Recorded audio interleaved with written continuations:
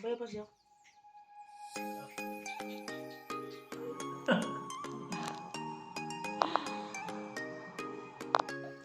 Good morning everyone, আশা কৰোঁ সকলো ভালে আছে। তো আজি হৈছে ছানডে, তো ছানডে ব্লগটো ষ্টাৰ্ট কৰিছোঁ।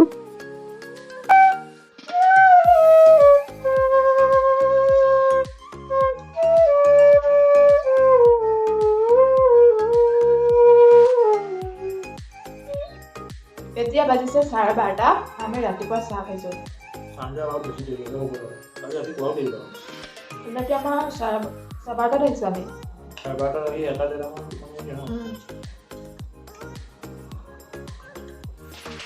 সেইটো কাম কৰি এতিয়া 12:30 চাহ খাইছোঁ। আজি ব্ৰেকফাষ্ট মানে চাহেই। চাহ কালি যে আছিলে ঠেকুৱা আৰু এটা পিঠা এটা যে আছিলে, সেইটো হেৰিয়াৰে প্ৰসাদ বাৰু, নামটো নাজানো বাৰু, প্ৰথমবাৰ খাইছোঁ। ঘৰে পৰা বুলি এনেকৈ চাহ বিস্কুট খুৱাই নাই নেকি? খুব কম খাওঁ।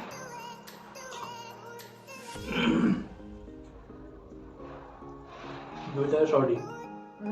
এই বহুত ঠাণ্ডা পৰিছে। ৰাতি পুৰা ঠাণ্ডা বতাহ আহে একদম। এনেকুৱা ঠাণ্ডা বতাহ নহয়, ৰখিব নোৱাৰিব বাহিৰত, মানে এনেকুৱা ঠাণ্ডা বতাহ। ইয়াৰ মানুহ কাৰণে সাধাৰণ, মানে আমি বেছি ঠাণ্ডা পাইছোঁ। আমাৰ বেঞ্চত এনেকৈ ঠাণ্ডা দিনত ইমান বতাহ নহয়। ৰুমতো ৰাতি একদম পুৰা মাথা চেঁচা কৰিছে, সেইকাৰণে এতিয়া ঠাণ্ডা সোমাই গৈছে।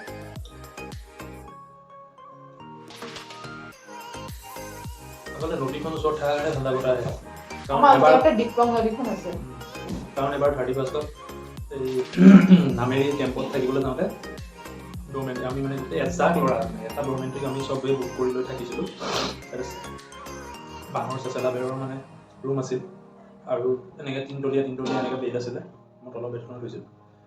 এনেকুৱা বতাহ আহিছে ৰাতি, ঠাণ্ডা দিন, 31st নাইট আছিলে। ৰাতি মানে বহুত ৰাতিকৈ শুইছোঁ। তাৰপিছত ৰাতিপুৱা আকৌ আমি দেওহাঁহ চাবলৈ যোৱাৰ কথা আছিলে, দেওহাঁহ ওলাই মানে তাতে আমি জংগল ট্ৰেকিং কৰিবলৈ।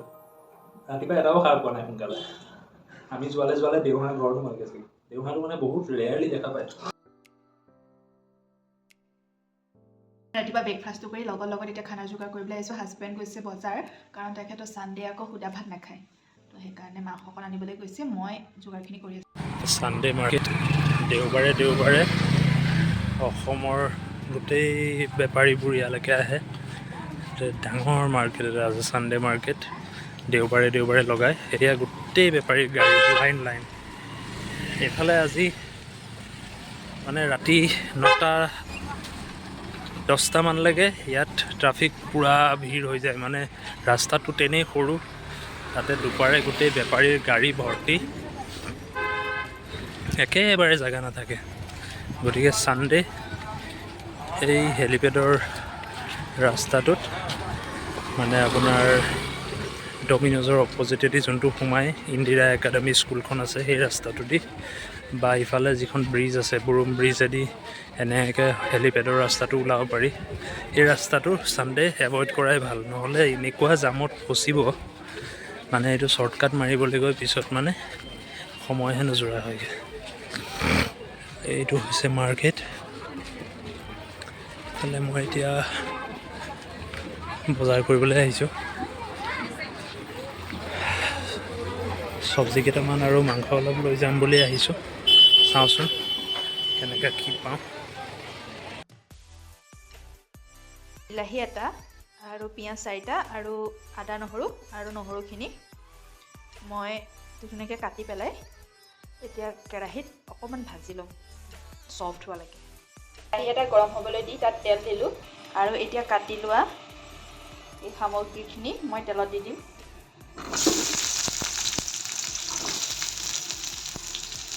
হালকা ব্ৰাউন হ'বলৈ দিম আৰু সেইখিনি অকণমান ছফ্ট হ'বলৈ দিম, তেতিয়া মই বন্ধ কৰি ল'ম। এইটো জোখতে ৰাখিম, দেখিছেনে ছফ্ট হৈ গ'ল। সামগ্ৰীখিনি মই এতিয়া মিক্সাৰ গ্ৰাইণ্ডাৰত গ্ৰাইণ্ড কৰি ল'ম। এয়া মোৰ পিচি হৈ গ'ল।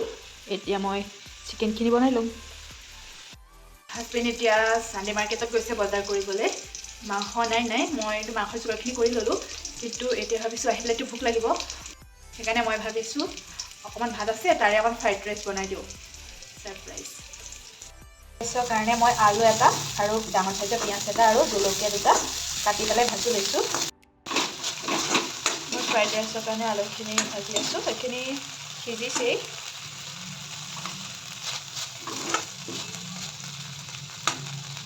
দেখিছেনে এই সিজিছে, ইয়াতে এতিয়া মই ভাতখিনি দি দিম। ধুনীয়াকৈ অলপ হাই ফ্লেম দি কৰি লওঁ, ভালকৈ ভাজি লওঁ। হালধি মই এতিয়া ইয়াৰ ওপৰত নিদিওঁ, কাৰণ মই ভাজি বনাওঁতে অলৰেডি হালধি দি থৈছোঁ। এতিয়া অকণমান চেজৱান চচ দি দিম আৰু ভালকৈ গোটেইখিনি মিলাই ভাজি ল'ম। এয়া মই ফ্ৰাই কৰি হৈ গ'ল, ওপৰেদি ধনিয়া ছটিয়াই দিছোঁ আৰু এতিয়া গেছটো বন্ধ কৰি দিম আৰু আটাইখিনি অলপ মিলাই দিম।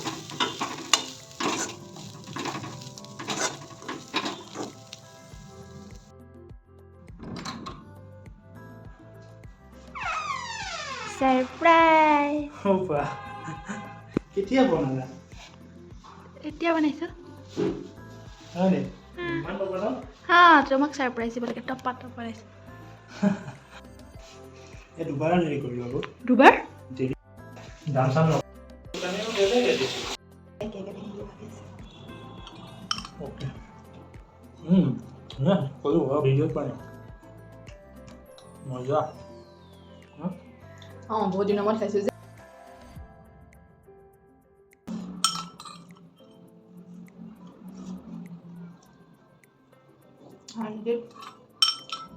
ৰুটিৰ পিছত মাংসটো পুৰা কমলা পানী নিচিনা হয় নেকি? তুমি কোৱা।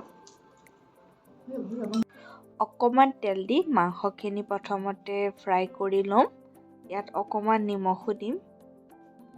তাৰপিছত আটাইখিনি অলপ টাইম মাংসখিনি অলপ শুকাই যোৱালৈকে পানীটো অলপ ফ্ৰাই কৰিম। ভাজি ভাজি মাংসটো পানীটো শুকুৱাই ল'ম। মই এতিয়া মছলা বা হালধি একোৱেই ব্যৱহাৰ কৰা নাই, অকল নিমখটো ফ্ৰাই কৰি আছোঁ। মোৰ ফ্ৰাই কৰি হৈ গৈছে, এতিয়া মই পেষ্টটো দি দিম।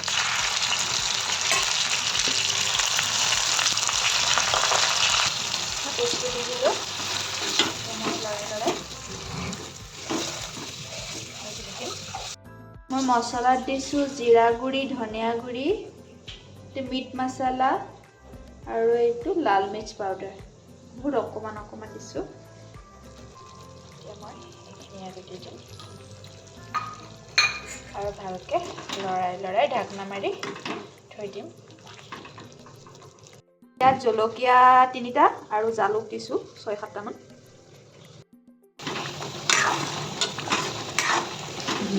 মই একদম কম জুইত সেইটো সিজিব দিছোঁ। এয়া মোৰ চিকেন ৰেডি। মই এতিয়া গেছটো বন্ধ কৰি দিলোঁ। আপোনালোকেও এনেকৈ বনাবচোন, বহুত ভাল লাগে। এনেকৈ বনালে বহুত এটা তেল নিদিয়াকৈও বনাব পাৰি। তো ট্ৰাই কৰিব আৰু কেনেকুৱা পাই কমেণ্ট কৰি জনাবলৈ নাপাহৰিব। আমি জল্দি খানাটো খাই লওঁ। এতিয়া 3টা বাজিলে, হাজবেণ্ডৰ বোলে ভোকো লাগিছে আৰু তাৰ গাটো অকণমান বেয়া, সেইকাৰণে জল্দি ভাতকেইটা খাই অকণমান শুব বুলি।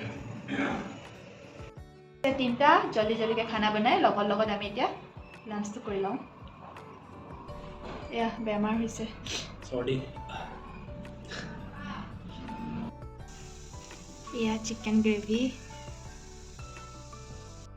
এইটো কম তেল দিয়ে বনাব পাৰি। ৰেচিপিটো দিছোঁৱেই, ট্ৰাই কৰিব ঘৰত।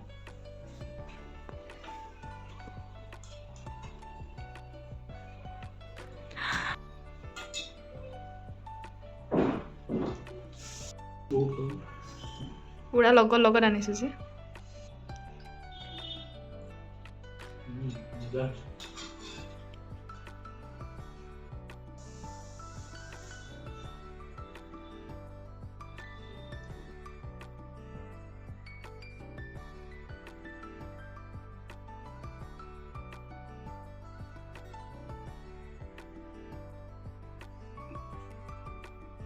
जाओ भैया पास जाओ जाओ कौन से जाओ भैया पास जाओ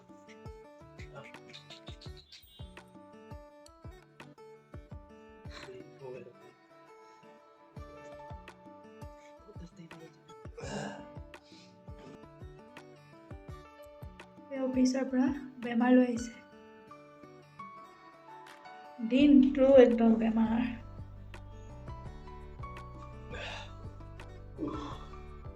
ভাল পাইছেনে আগত?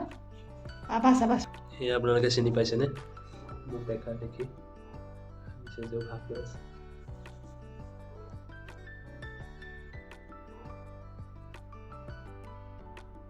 প্ৰথমতে বাৰু তাইৰে চৰ্দি লাগিছিল, তাৰপৰা তাইৰ পৰা মোৰ নহ'ল, মই অফিচত গৈহে গোটাই আনিলোঁ। তিতি গৈছেনে? আজি ছানডে ক'তো যোৱা নহ'ল কাৰণ হাজবেণ্ডৰ বেমাৰ আছিলে। দিনটো শ্বপিং অলপমান আছিলে, তথাপিও যোৱা নহ'ল আৰু গা বেয়া কাৰণে। তেন্তে আজি ভিডিঅ'টো ইমানতে সমাপ্ত